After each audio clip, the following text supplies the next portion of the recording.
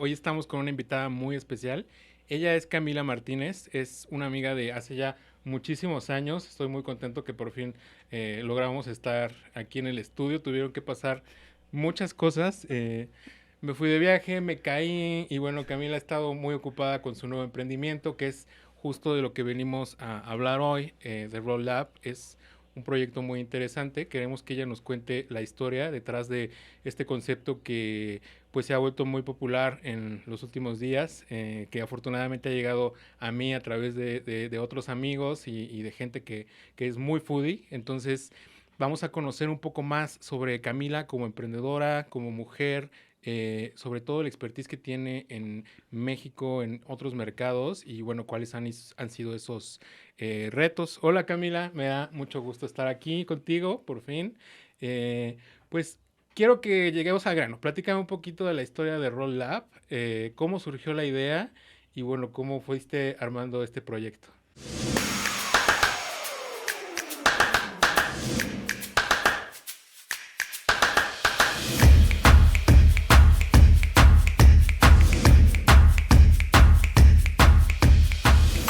Claro que sí. Gracias, Guillermo, por haberme invitado a este podcast. La verdad es que, como bien lo dijiste, pasaron muchas cosas para que estuviéramos hoy aquí. Eh, um, pues bueno, Rolaf empezó realmente en 2020, durante la pandemia. Empezó con digamos, una necesidad durante la pandemia de entre diversificar un poco porque no sabíamos qué iba a pasar. Yo en esos momentos estaba trabajando para una empresa muy grande y pues todos nos vimos, digamos que toda la situación nos puso a todos como un poco en un punto muy inestable, ¿no? Entonces fue la forma, con mi mamá empezamos a hacer repostería, panadería. Yo cuando estudiaba gastronomía decía que me iba a dedicar a todo menos a la panadería porque era complicadísimo y era algo de verdad demasiado, o sea, había mucho trabajo detrás de eso. Y bueno, finalmente empezamos a hacer roles. Fue en una tarde que yo estaba desocupada durante la pandemia y decidí que tenía antojo de roles y empecé a hacer cinnamon rolls. Fui trabajando con mi mamá en desarrollar la receta, estuvimos desarrollándola hasta que pues empezamos con Camila's Kitchen, que en ese momento pues era Sí. digamos que el nombre del negocio. Todo lo hacíamos desde casa. Lo empezamos con la batidora que mi mamá recibió de bodas hacía muchos años. Y entonces empezamos a trabajar y a empezar a jugar mucho con los sabores, con las combinaciones.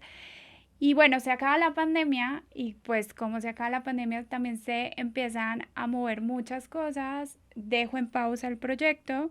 Siguió todavía trabajando un tiempo, pero pues finalmente yo estaba enfocada en otros proyectos y decido parar este proyecto y dije, bueno, no se me ocurre cómo poder materializar el proyecto hasta que en 2024 viajo a España, hago un viaje a España y encuentro algo muy similar.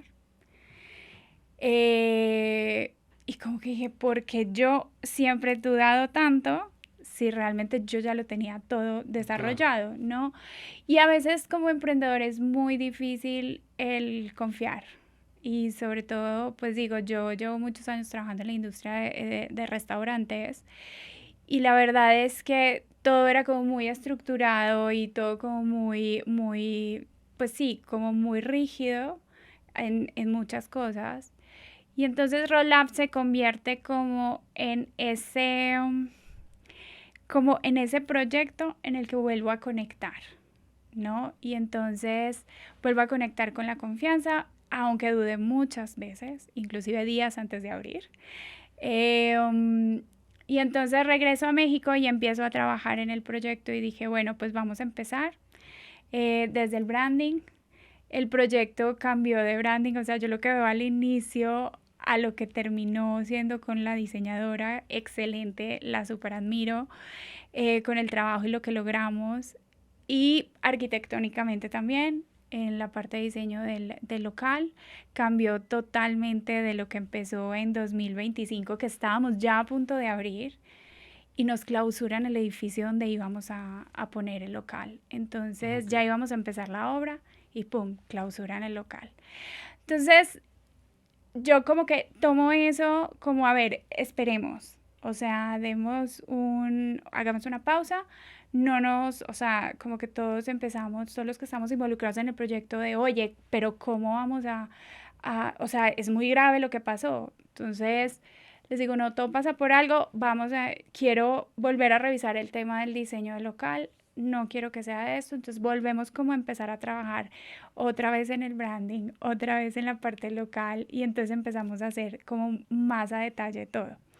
Después en 2025, a finales del año, encontramos un local que pues es donde estamos actualmente, empezamos a trabajar sobre él y bueno, me atreví a hacer esto con todo el susto del mundo. O sea, a pesar de tener mucha experiencia en el ramo de alimentos y bebidas, creo que parte clave, yo creo que también es sí tenerle miedo a un poco a lo que vas a hacer. Porque eso te hace, pues sí, preguntarte y cuestionarte si lo estás haciendo bien, sin que eso se convierta tampoco en una pesadilla. Claro. Pero creo que ayuda mucho a que puedas seguir conectando, nunca creértela. Yo creo que cuando te la crees, pues tiene sus cosas buenas, pero creo que mal manejadas se te pueden ir las luces.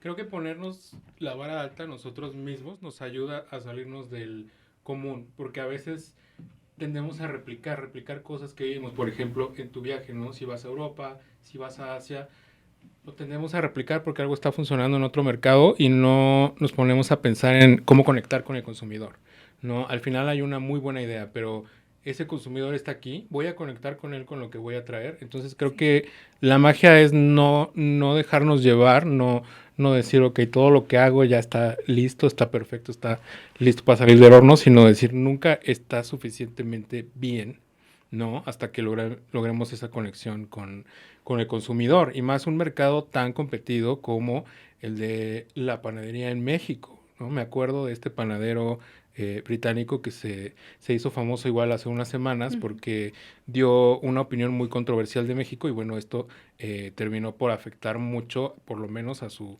branding personal y de paso a la marca, ¿no? Entonces, ese es el claro ejemplo de que aunque estemos en la cima o en lo que creemos que es la cima, tenemos que ser muy cuidadosos con lo que decimos, con lo que proyecta nuestra marca, con el producto, más que es un producto que se tiene que perfeccionar todos los días, ¿no? No es algo que se produzca en masa y que esté exactamente igual en su composición, ¿no? O sea, es algo que tienes que cuidar todos los días y creo que eso es un gran reto, ¿no? Sí, tocas un punto muy importante y es algo con lo que trabajamos todos los días con el equipo y es justo, es un producto que tienes que cuidar todos los días, no es simplemente pongo los ingredientes que ya están súper estandarizados, que ya está todo, y hasta el mismo proceso está estandarizado, pero hay muchos factores que intervienen, inclusive hasta el mismo volumen de la producción.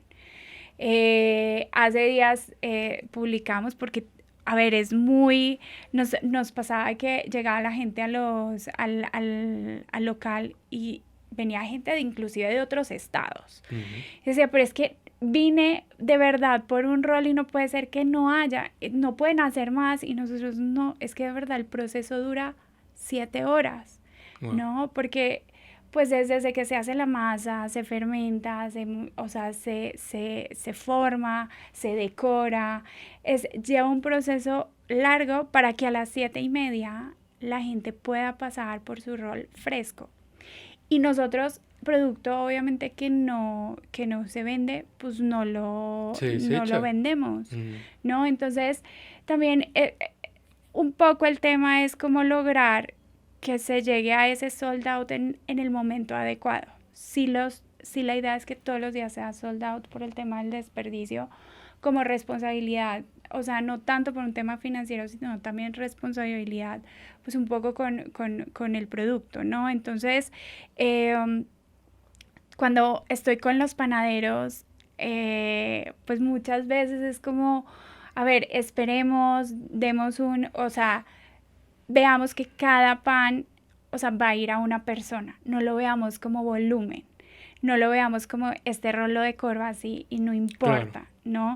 O sea, no son 100 roles, es que detrás de cada rol hay una persona que nos está dando la confianza y nos está dando la oportunidad de conocernos.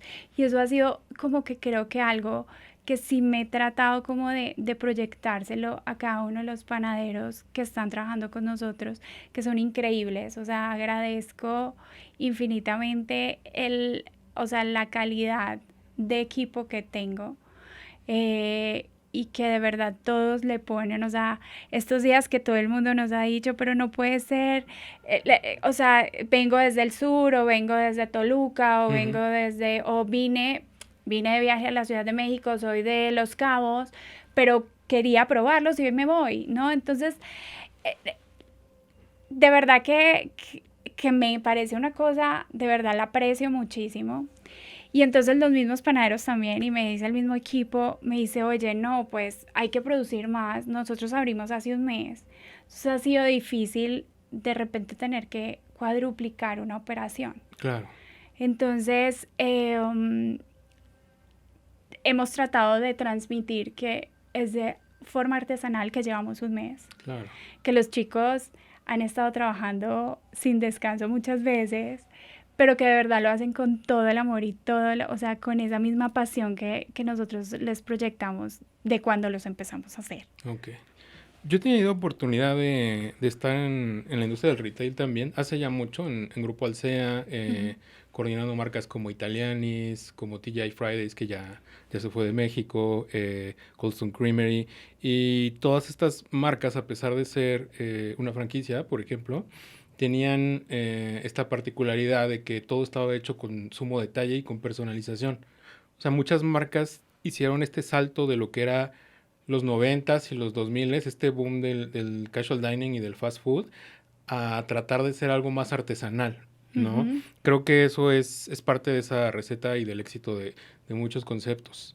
Pero bueno, yo sé que tú naciste en México, pero viviste mucho tiempo en Colombia Sí. y luego regresaste a México, ¿no? Y en México has participado en muchos emprendimientos. ¿Cuáles crees de todos los proyectos en los que has participado, cuáles crees que han sido los mayores retos? Y siendo mujer, ¿qué le recomendarías a otras mujeres que están pensando en emprender? Sí, mira, mi primer trabajo y creo que, o mi primer proyecto como tal en la industria, pues estuve en Crepes and Waffles Ujú. muchísimos años. Ahí esa fue Uno de mis mi favoritos. escuela, sí, fue mi escuela en muchísimos sentidos. Desde la parte profesional, hablando como de mi experiencia, pues técnica, etcétera, hasta lo que es hoy hacer empresa.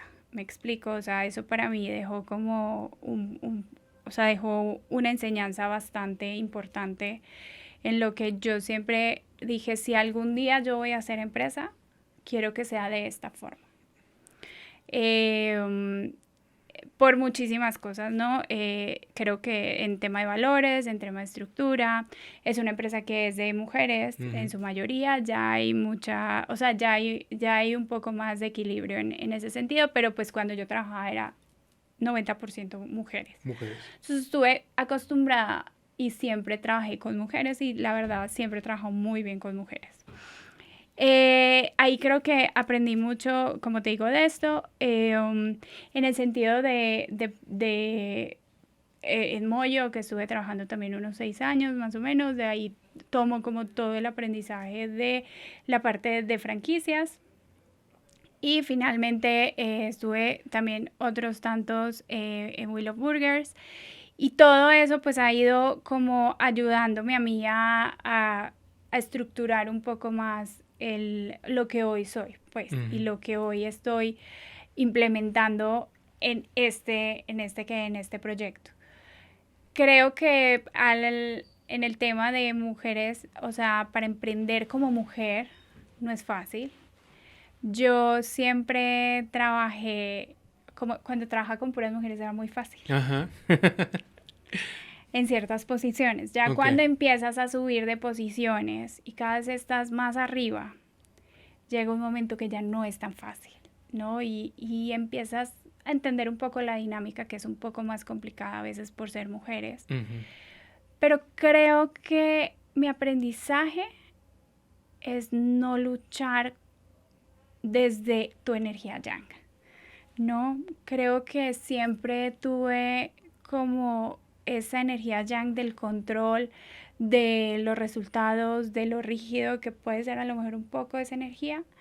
Y creo que en este punto de mi carrera he logrado ese equilibrio porque necesitas controlar, sí necesitas ser un poco más,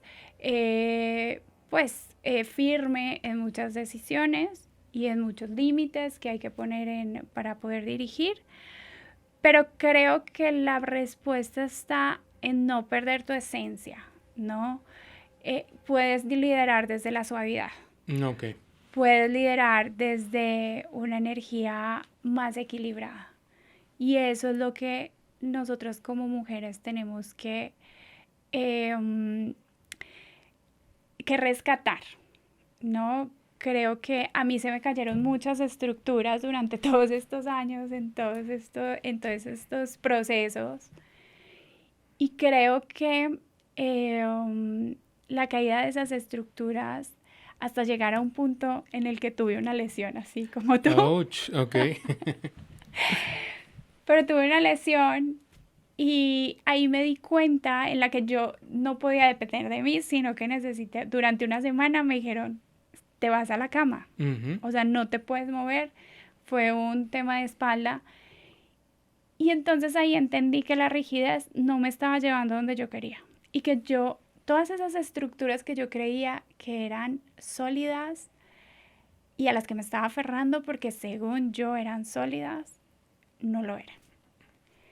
Y entonces empiezo a conectar. Para mí, Rolaf es conectar con esa estructura Ok. disuelta se puede liderar desde la suavidad, se puede crear un proyecto desde la suavidad, desde la creatividad, desde la esencia que tenemos nosotros como mujeres. Interesante. Entonces, creo que para mí eso sí fue un parteaguas y una también de no lo puedo yo toda sola.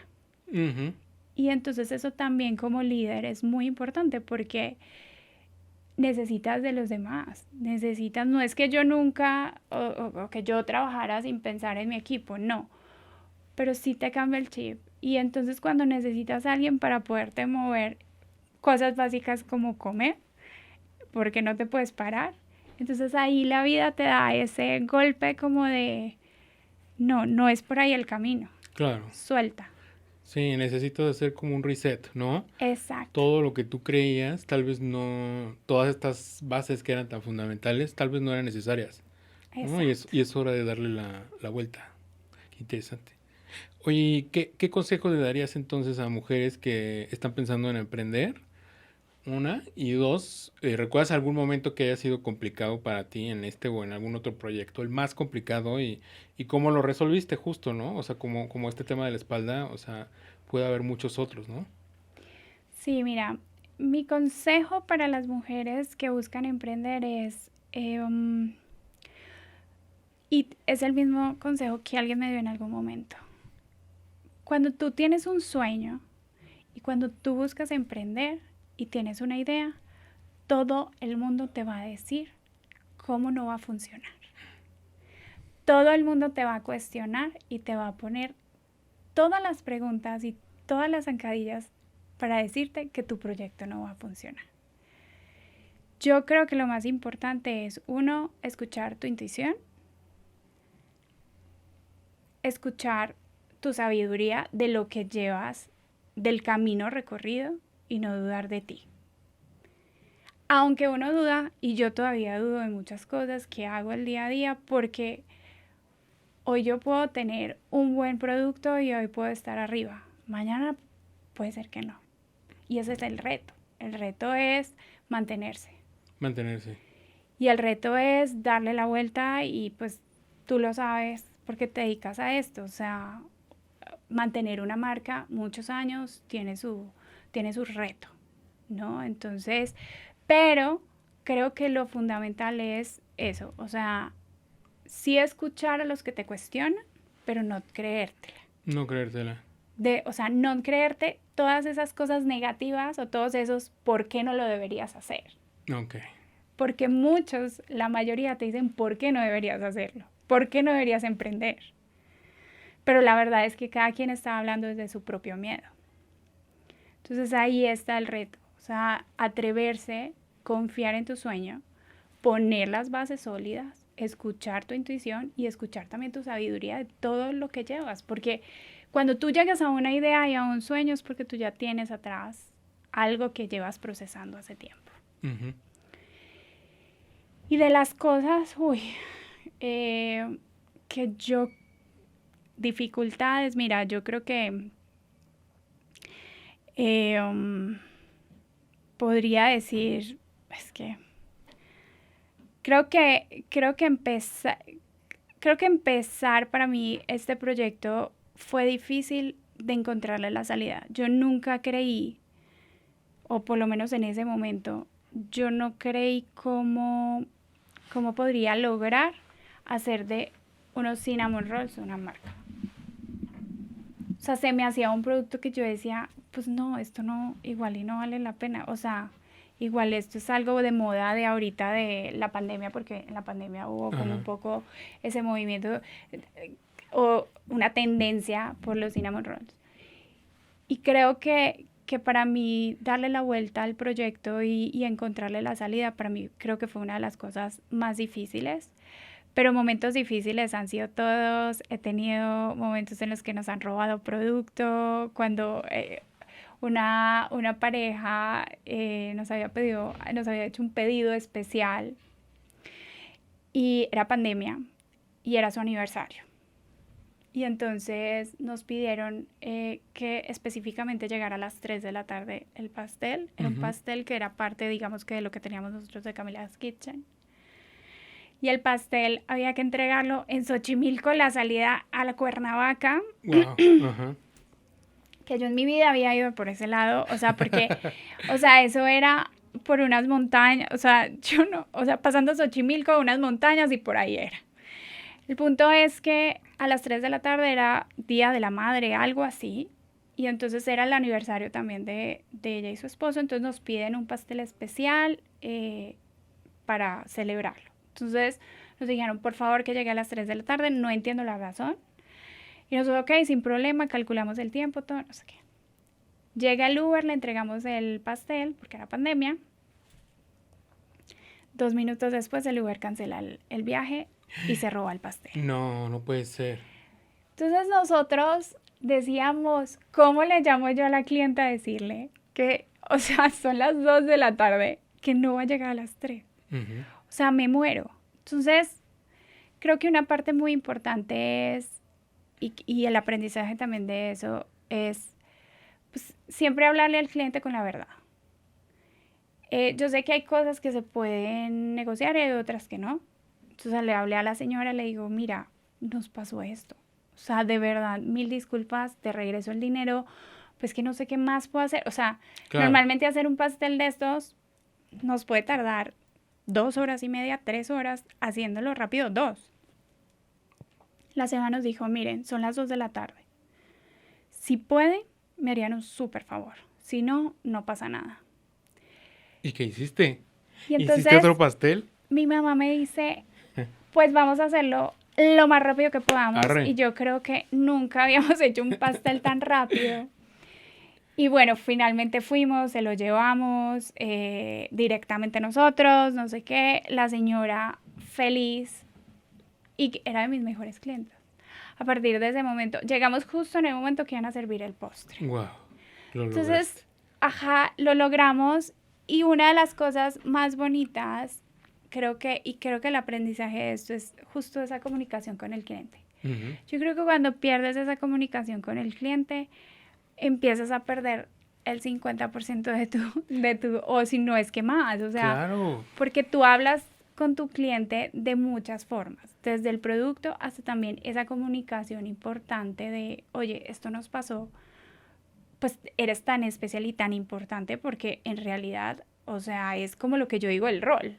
O sea, yo puedo decorar un rol y puedo decir, estoy haciendo 100 roles y si uno me queda medio mal, no importa, no, porque es que ese medio mal le puede tocar a cualquiera que no le gustaría que fuera Es así. experiencia de usuario y el usuario no perdona. O sea, si algo salió mal una vez, si llegaste tarde, si no estaba bueno, si no hubo una buena atención, el usuario no regresa, ¿no? Y Exacto. creo que eso es algo que no debemos perder. Yo he visto muchos entrepreneurs, muchos CEOs, donde siguen siendo la persona que, no sé, hay una cadena de restaurantes que el dueño seguía atendiendo mesas un día a la semana, nada más para ver cómo estaban los clientes. Entonces él se disfrazaba de vendedor y atendía mesas. Nadie sabía que era el dueño, ¿no? O sea, ese tipo de cosas o proyectos en los que estoy actualmente, cuando hay alguna queja, es directamente el CEO el que contesta, el que ofrece una solución. Digo, no saben que él es el que está detrás de un correo, pero creo que eso es lo que no debemos de perder si queremos seguir conectando con Cliente. nuestro cliente, ¿no? Eso es Justo. lo más importante y lo que muchas cadenas olvidaron, ¿no? Que el cliente quiere sentirse considerado y quiere tener este trato uno a uno, no importa de qué tamaño te vuelvas, ¿sabes? Exacto. Entonces, pues sí, a mí me encanta la comida, me encanta el concepto de Roll Up, me encanta pasar tiempo contigo y justo este episodio ha sido bastante revelador. Quiero cerrar con algo. Bueno, yo me llevo 4 cosas. Uno Ujú. es, no hay que tener miedo. Si tú tienes un sueño, no tengas miedo a realizarlo porque nadie tiene en la mente lo que tú tienes. Nadie tiene las ideas, las vivencias. Entonces, aunque te digan el cómo no, tú tienes que ser fiel al cómo sí, ¿sabes? Creo que esa es una. La dos es que hay que ser muy autocríticos. Hay que siempre preguntarnos si estamos haciendo lo correcto, si es suficiente la producción del día, por así decirlo, que se traduce a muchas cosas, pero nunca confiarnos, ¿no? Y tres es este tema de ir en la milla extra, ¿no? Go the extra mile, que fue Exacto. lo que hiciste con tu clienta de llevar el pastel y resolverlo en Sí. 2 horas. Siempre hace la diferencia, ¿no? La experiencia de usuario lo es todo y creo que yo me llevo esos 4 puntos para la receta del éxito. Pues me encantaría que nos dejes toda la información de tu nuevo proyecto para Claro cerrar que el sí. segmento y me encantó tenerte aquí. Muchas gracias a ti por la invitación también. Ok, pues síganos en Instagram, estamos como Rolaf, estamos en la Colonia Juárez, estamos en Varsovia 57 y bueno, pues ahí nos pueden encontrar, también estamos en TikTok como Rolaf y bueno, pues los esperamos para que prueben nuestros roles. Gracias, Cami. No, a ti, muchas gracias.